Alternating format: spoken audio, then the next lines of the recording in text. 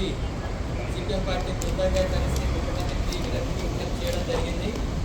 వీటి మీద త్వరలోనే అధికారులతో సమీక్షించి ఎలాంటి చర్యలు తీసుకోవాలో వీలైతే సిట్టు ఇతర పద్ధతుల్లో ఖచ్చితంగా న్యాయం జరిగేటట్టు చర్యలు తీసుకుంటామని చెప్పి హామీ ఇచ్చారు. అట్లాగే ఈరోజు మొత్తం రాష్ట్ర వ్యాప్తంగా రైతులంతా కూడా కొనుగోలు కేంద్రాల్లో మార్కెట్ యార్డ్లలోనే పడిగాపులు కాస్తున్నా సరే ధాన్యం కొనుగోలు జరగడం లేదు. కొనుగోలు అయినటువంటి వాటికి డబ్బులు త్వరగా రావడం లేదు. అట్లాగే తరుగులు ఎక్కువ తీసుకున్నారు, మార్కెట్ యార్డ్లో తరుగు తీస్తున్నారు, అట్లాగే మిల్లుల దగ్గర కూడా తరుగు తీస్తున్నారు. వీటన్నిటికి సంబంధించిన సమస్యలు వర్షం వచ్చి పంటలు దెబ్బతినే అవకాశం ఉంది. వీటిని ఇప్పటికి ఇంకా దాదాపు 40 లక్షల మెట్రిక్ టన్నుల ధాన్యం ఇప్పుడు రోడ్ల మీద ఉంది. వాటిని కొనుగోలు జరగకపోతే రైతులు తీవ్రమైనటువంటి ఇబ్బందులకు ఎదుర్కోవాల్సి వస్తుందని చెప్పాం. వాటిని వెంటనే అధికారులతో సమీక్షించి కొనుగోలు జరిగేటట్టుగా మొక్కజొన్నకు సంబంధించినటువంటి కూడా కొనుగోలు జరిగేటట్టుగా చర్యలు తీసుకుంటామని చెప్పి అందించారు. ఇటీవల కనీస వేతనాల పెంపుకు సంబంధించి ముఖ్యమంత్రి కార్మికులది కొంత సవరణ చేశాడు, కొంత పెంచాడు. కానీ వాస్తవానికి వాటిని పరిశీలిస్తే అది పెద్దగా జరిగినటువంటి కాదు. అయినా పెంచినటువంటి దాన్ని మేము ఆహ్వానిస్తూనే జీవో నంబర్ 11, జీవో నంబర్ 4కు అనుసరించి చూస్తే అన్స్కిల్డ్ వాళ్ళకు మాత్రమే ఇది కొంత పెరిగేటట్టుగా ఉంది తప్ప సెమీ స్కిల్డ్కి కానీ స్కిల్డ్ వర్కర్స్ కానీ హై స్కిల్డ్ వర్కర్స్కు సంబంధించి ఇది పెరిగినటువంటి పద్ధతులు ఏమీ లేదు. అట్లాగే ఆ వేతనాలు పెంచినటువంటి దృష్టి కొంత తగ్గించినటువంటి పరిస్థితి, కరువు భత్యం పెంచినటువంటి కూడా సరైనటువంటి పద్ధతిలో లేదు, అసమానతలతో ఉన్నాయి. వాటిని పరిశీలించి సరిచేయాలని చెప్పి చెప్పడం జరిగింది. ఆ రకమైనటువంటి చర్యలు తీసుకుంటామని చెప్పి అందించారు. అట్లాగే రాష్ట్రంలో నిరుద్యోగులంతా కూడా పెద్ద ఎత్తున ఆందోళన ఏర్పడుతున్నారు. 2 లక్షల ఉద్యోగాలు భర్తీ చేస్తామన్న హామీ అమలు జరగలేదు. మేము రాష్ట్ర అవతరణ దినోత్సవం నాటికన్నా కూడా నోటిఫికేషన్స్ ఇచ్చి ఉద్యోగాలు భర్తీ చేసేందుకు చర్యలు తీసుకోవాలని చెప్పి కోరాం. ఆ రకంగా పరిశీలించి వాటిని అమలు చేసేటట్టుగా ఉద్యోగాలను భర్తీ చేయడానికి కావాల్సిన చర్యలు తీసుకుంటున్నామని చెప్పి చెప్పడం జరిగింది.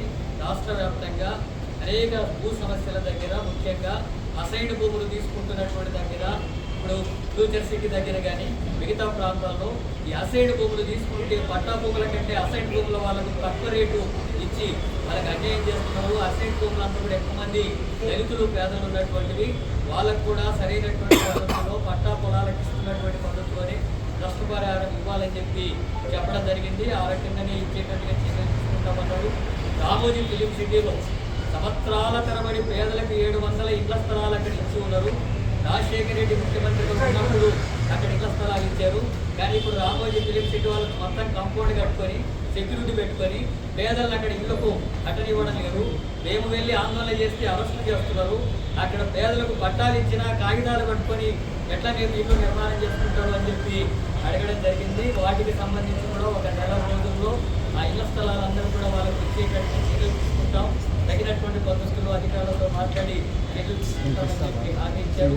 ఈ మూసీ నది పక్కన బఫర్ జోన్లో ఉండేటటువంటి పేదల భూముల్ని, ఇళ్లని కూలగొట్టేటటువంటి చర్యలు ఇవన్నీ కూడా జరగబోతున్నాయి. వీటన్నిటి మీద కూడా ముఖ్యమంత్రి దృష్టికి తీసుకురావడం జరిగింది. ఈ సమస్యలన్నింటినీ పరిష్కరించాలా. ముఖ్యంగా విద్యా సంవత్సరం ప్రారంభం అవుతుంది. ప్రభుత్వ పాఠశాలల్లో సరైనటువంటి సౌకర్యాలు లేవు. సౌకర్యాలు మెరుగుపరచాలా, స్టాఫ్ ఉండాలా, అట్లాగే వివిధ సమస్యలతో కూడుకొని ఉన్నటువంటి పరిస్థితి ఉంది. ప్రైవేటు విద్యా సంస్థలు పుట్టగొడుగులాగా పెరిగి ఇప్పటికీ మన రాష్ట్రంలో సంవత్సరానికి 25,000 కోట్ల రూపాయలు ప్రజల నుంచి, తల్లిదండ్రుల నుంచి దోచుకునేటటువంటి పద్ధతులు ఇప్పుడు విద్యా సంస్థలు దారైనాయి. ప్రభుత్వ రంగంలో విద్యను మెరుగుపరచాలా, ప్రభుత్వ హాస్పిటల్లో సమస్యల్ని పరిష్కరించాలనేటటువంటి అనేక అంశాలు, ప్రజల సమస్యల్ని ముఖ్యమంత్రి దృష్టికి తీసుకురావడం జరిగింది. వాటిని పరిశీలించి అధికారులతో చర్చించి మాతో కూడా చర్చలు జరిపి పరిష్కరించేందుకు చర్యలు తీసుకుంటామని చెప్పి హామీ ఇచ్చారు. ఈ హామీ అమలు జరగకపోతే, చెప్పిన వాగ్దానాలు అమలు జరగకపోతే ఖచ్చితంగా సిపిఎం పార్టీ ప్రజా ఉద్యమాల్ని, పోరాటాలని కొనసాగిస్తుంది. ఆ రకమైనటువంటి సమస్యలకు ప్రభుత్వమే బాధ్యత వహించాల్సి ఉంటుందని చెప్పి తెలియజేశాం. ఈ సమస్యలన్నీ పరిష్కరిస్తారని చెప్పి ఆశిస్తున్నాం. పరిష్కరించకపోతే ప్రజలు తీవ్రమైన వ్యతిరేకత వస్తుంది, ఉద్యమాలు వస్తాయి. ప్రభుత్వానికి తగిన గుణపాఠం చెప్పేటట్టుగా ప్రజలు ముందుకు వస్తారనేటటువంటి విషయాన్ని కూడా హెచ్చరిస్తూ